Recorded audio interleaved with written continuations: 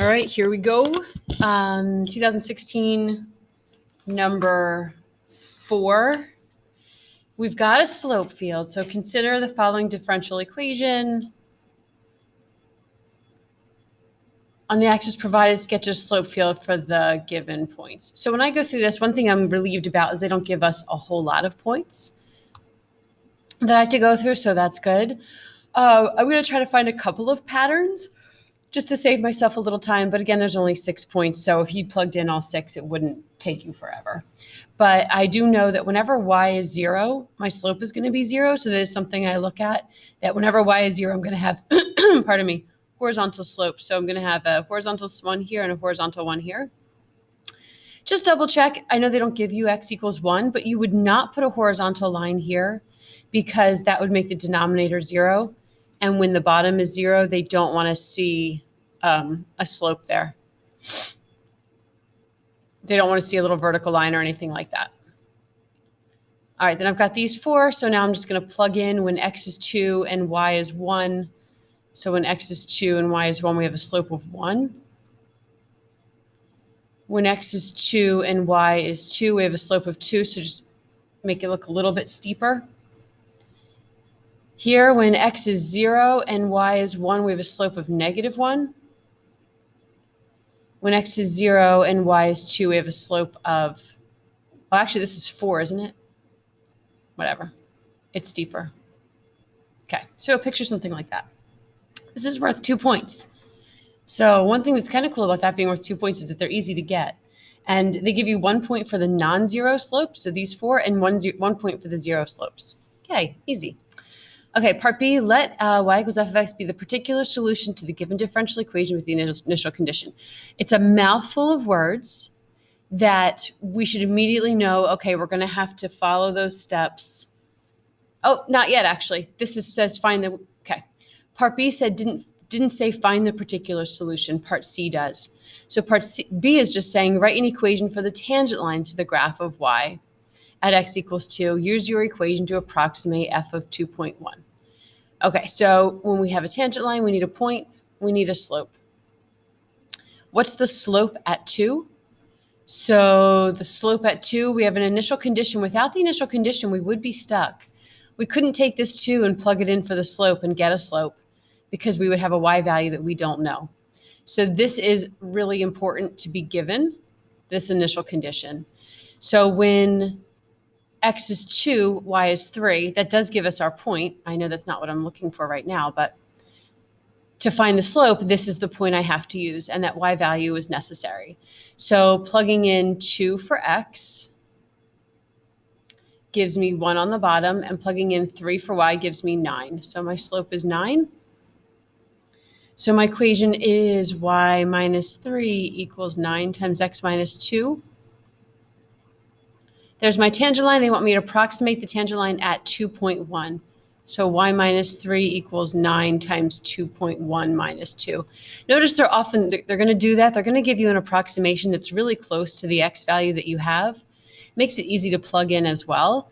But they're doing that because that tangent line approximation should be pretty close to the actual value of the function.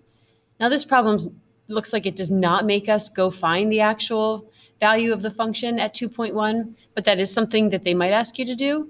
Use the tangent line to approximate it, and then go find the particular solution and find actual 2.1, f of 2.1. Those values should be really, really close. But anyway, y equals, so 2.1 minus 2 is going to be 0.1. Multiply that by 9 and add the 3, and we get 3.9. This was also worth 2 points, 1 point for the tangent line and 1 point for the approximation of the y value. Okay, part C, now is where we have to do all those steps. So first thing I'm going to do is separate the variables. So separating the variables is going to come from this.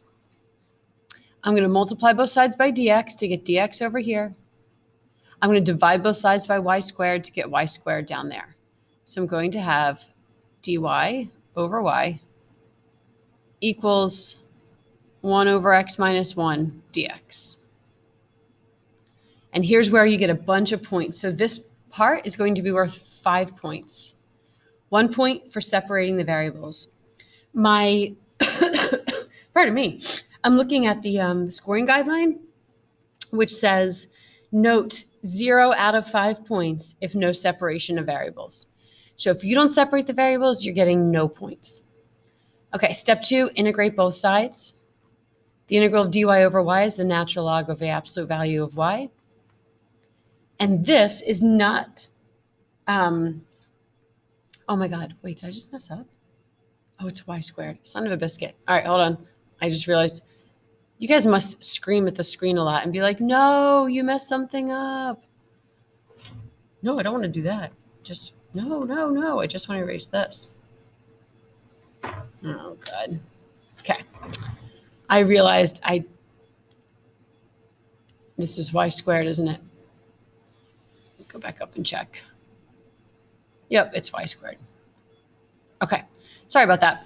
So this side is not natural log. This is the same thing as y to the negative second dy. So we add 1 to the power, divide by our new power. This side is natural log. Be careful, there is no coefficient in front of the x, so I don't have to worry about dividing by that coefficient. But if, this is just an if there was a 2 in front of this, there would also be the 2 here, and I would have to divide by 2. Okay, that's how that would look if I had a coefficient in front of x. Get rid of that.